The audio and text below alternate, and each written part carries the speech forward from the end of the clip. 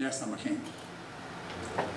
You say that I'm a king, to this end was I born, for this cause came I into the world, that I might bear witness to the truth. You underline that word, truth. Jesus came to witness to truth. Now, folks, we'll study later on about this truth business. You know, if you have two things opposed to each other, one of them has to be a lie. Now, both of them can be lies. But one of them can be truth and the other one a lie. They both can't be truth if they're opposed to each other. So Pilate is asked about the truth. The question of truth was one that was being discussed throughout the city of Jerusalem.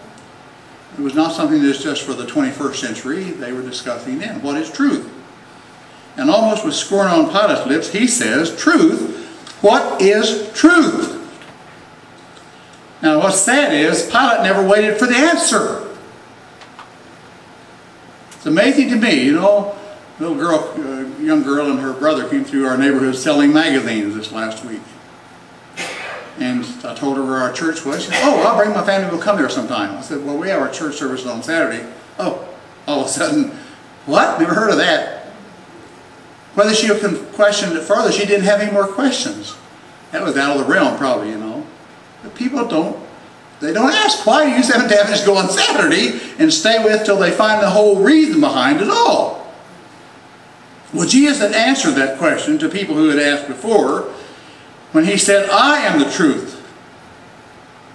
Jesus was the epitome of everything that's truth. And Jesus said, if you follow me, you'll be walking in truth. There's no danger of that. You'll know you're in the truth when you follow me. And he had prayed for his followers. He said in John 17:17, sanctify them through thy truth. What? Thy word is truth. Why you follow the word, if you get a concordance, follow the word truth throughout the Bible, and you find that the law is the truth.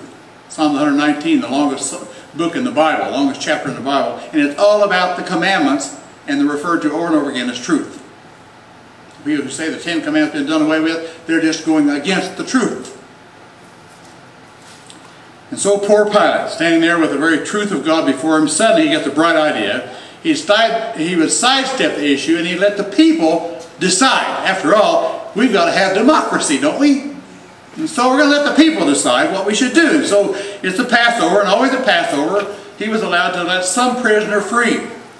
And so at the present time, downstairs in the dungeon was one of the most notable of criminals by the name of Barrabas. He was an insurrectionist. He had stirred up the people. He had murdered people. He had tried to help the Jews get their position by mayhem. Just murder and chaos. Barrabas had been found guilty, been condemned to death. In fact, today he was to be crucified, and the cross was already ready for Barrabas. Now the guards take Barrabas out of his cell, take him again to Pilate's judgment hall, and Pilate wonders what he's going to do now. What will I do? Barrabas wonders why he's going there again. He's already been judged and found guilty. Now what's he doing back in court again? And then the message comes in. The guard says, Barrabas, today they're going to release one of the prisoners. They have two. And the people are going to decide whether it's you or him. By the way, there's no justice in releasing a prisoner. This was a pagan idea that infiltrated Judea, and the people embraced it because what a wonderful thing. The people got to decide which criminal they'd turn loose. Strange is how when we turn away from God's word, we begin adopting all kinds of pagan beliefs. By the way, it's either truth based upon God's word or it's a pagan belief. There's no in between. And suddenly Barrabas begins to think, you know, he said, there's a 50-50 chance maybe that I'm going to get out of this thing. Instead of being killed today and crucified, I may get out. But then he comes down there to the judgment hall, and who does he see is the other criminal? I'm sure he probably heard about Jesus, but when he looks at him, he certainly sees all the principles of innocence. Certainly doesn't see a criminal that would compare to him. So, what a contrast between the two. Barrabas, a hardened criminal, and Jesus. And they all begin to look at this thing. In the face of Jesus, we see peace as compared to the hardened lines in Barabbas' face. We look at the two, we wonder, how could the people possibly decide that they're going to put Jesus to death instead? They stand there, Pilate says, whether the twain will you that I release unto you, Christ or Barabbas? And now the decision rests momentarily in the hands of the people, and they have to decide. Now, the priest hadn't planned this either, and so they began moving throughout the crowd, saying, no, ask for Barrabas to be released. Barrabas. And so Pilate he probably thought this would get him off the hook, because he knew how bad Barrabas was, and probably even some of the good churchgoers knew that he deserved to be dead. But now then, as the priests and the church leaders, don't forget these are church leaders, go among the people, they convince them, get rid of Jesus, because he's a part of that cult. By the way, things haven't changed, have they? Huh? They haven't changed a bit. Jesus' true followers are always going to be called strange, odd, and a cult. Nothing about Jesus made the church leaders of that day want him. You'd think they would. I mean, we talked about in Sabbath school lesson, he raised Lazarus and walked on water and all these things. I mean, you think, man, that's the kind of guy we want to lead us. But instead they decided they ought to kill him. And so the decision is in the hands of the people.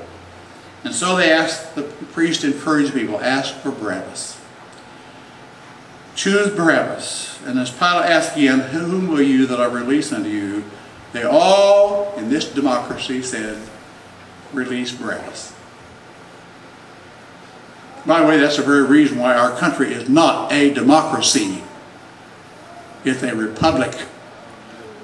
I pledge allegiance to the flag of the United States of America and to the republic for which it stands.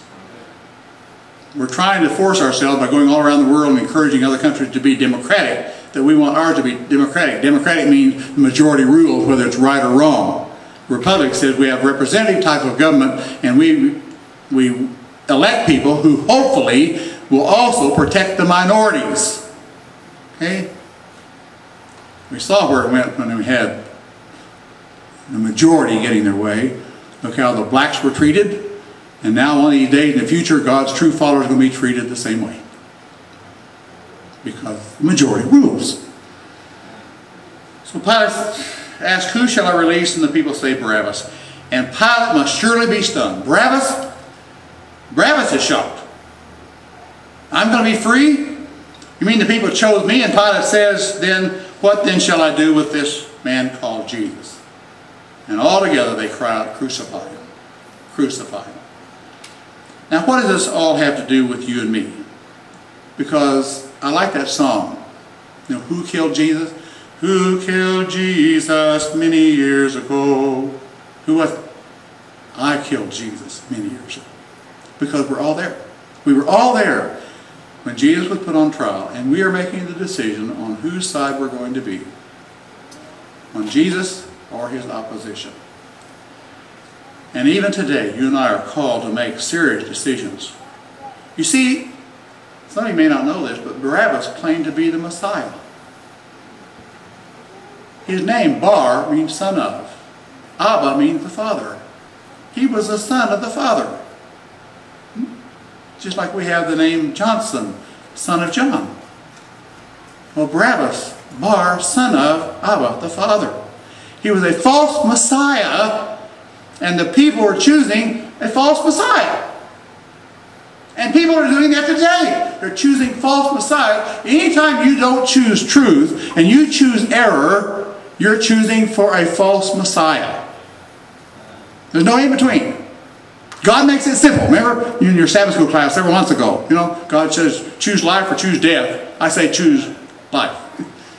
But every day people are making decisions which one they're going to choose, and too many, the majority are choosing death. You wouldn't think they would, You think people would choose life any day.